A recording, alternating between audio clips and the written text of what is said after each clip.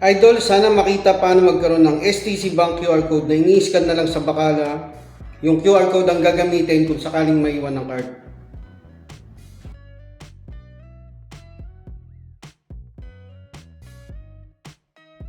Yo, what's up kabayan? Welcome back sa aking channel, OFW Nonoy. Balang sunod ko pong i-share na video is kung paano mag-register sa MadaPay mga kabayan. At paano na rin i-add ang STC Bank Mada Visa Card sa MadaPay. Ito yung itatap nyo lang yung mobile nyo sa POS mga kabayan pag magbabayad po kayo. Yung point of sale na ini-scan lang. Para masagot natin yung tanong ni kabayan, Idol, sana makita paano magkaroon ng STC Bank QR code na ini-scan lang sa bakala. Yung QR code ang gagamitin kung sakaling maiwan ng card. Ayun mga kabayan, dapat po yung mobile nyo meron pong NFC. Malalaman nyo po yun. Ito, makikita nyo rin sa video. At sundan nyo lang instruction. Ito, simulan na po natin. I-check po muna natin kung may NFC option sa device natin. Punta lang kayo settings, about phone, device details, tapos hardware information. Ayan, pag may NFC yung device nyo, okay na.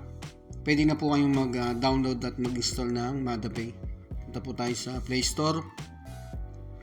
Search nyo lang dyan, MadaPay. Install nyo lang yan. Ito, MadaPay. Sa mga Apple user, iPhone, Apple Pay po kayo. Once tapos na, ilagay natin siya sa pinaka-home para madali na siyang buksan. Buksan nyo lang natin. Allow nyo lang yan while using the app. Allow nyo lang lahat. Get started. Yan, may tatlong method po pag add ng card. Pwede i-scan ng camera. Ito NFC, mas madali, itatap nyo lang yan. Babasahin nyo na kagad. Pag ayaw, pwede naman i-type manually. Yan, sa STC Bank, ganyan po ginawa ko kasi ayaw nyang basahin eh. Click nyo yung next. Yan, gagawin nyo sa POS, i-scan lang yung mobile nyo.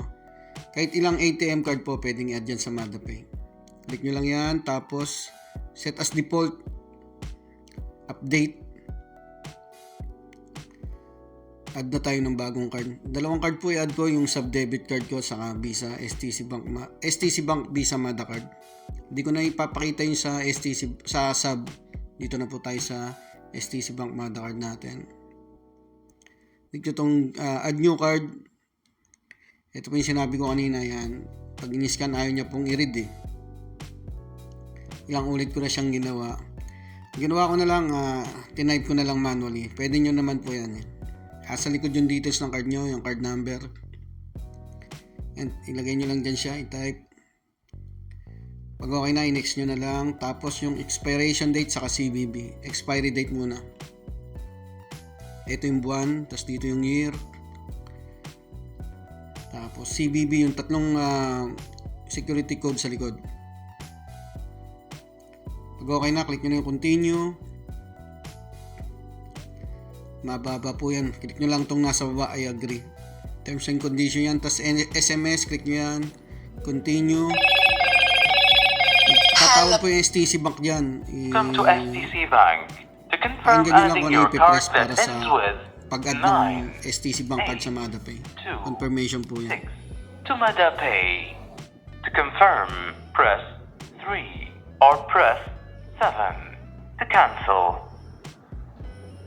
You haven't selected any valid options. To confirm, press 3 or press 7 to cancel. Thank you and have a great day. Kasunod naman yan yung OTP galing ng STC Bank. Enter nyo lang. Ayan, punta lang yung message. STC Bank. Enter nyo lang yung security code. Tapos click nyo na yung submit. Ayan, automatic na siya. Successful niya. Ayan. Eto, pagka meron po kayong multiple cards dyan, makikita nyo yung check. Ayan po yung maggagamitin. Default kumbaga. So, itong STC Bank yung testingin natin. Click nyo yan. Tapos click click nyo yung set as default. So ayan, makikita na nandun na yung check. Kung ibig sabihin po, yun po yung gagamitin nyo na pag bibili kayo. Ililipat, isi-switch nyo lang yan kung ano po yung gagamitin yung card. So ayan, testingin natin siya sa bakala. Tingnan natin kung i-accept niya ba.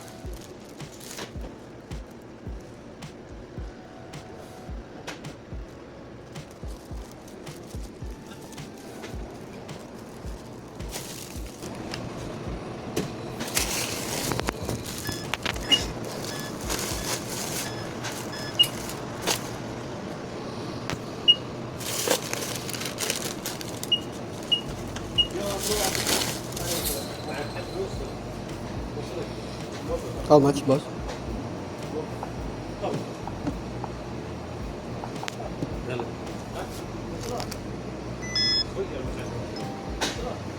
So ayan, in-accept naman at na-approve.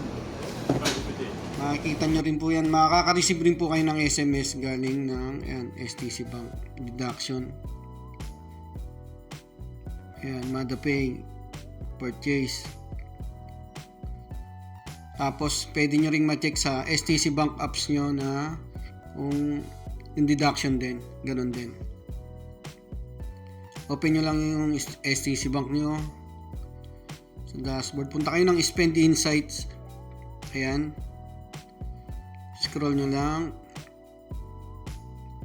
Ayan, spending history. Click nyo yung pinakauna. Transaction detail. Ayan. Yan din nyo po makikita. So, ganun lang po mga kabayan kung paano mag-register at mag-install ng MadaPay at paano i-add ang STC Bank Mada card sa MadaPay. Maraming pong salamat. Ayun kabayan, sasagot ko yung katanungan mo at sa iba pa po nating mga kababayan na message nyo lang po ako sa Telegram account. Andyan po sa baba. Nasa description rin po ng video yung Telegram account natin. Mag-ingat po kayo lagi sa paggamit ng online transfer apps. Isisecure nyo yung details nyo. Yung OTP, huwag nyo pong bibigay kahit kanino mga kabayan. At personal at bank details natin, huwag po natin bibigay. Maraming po salamat.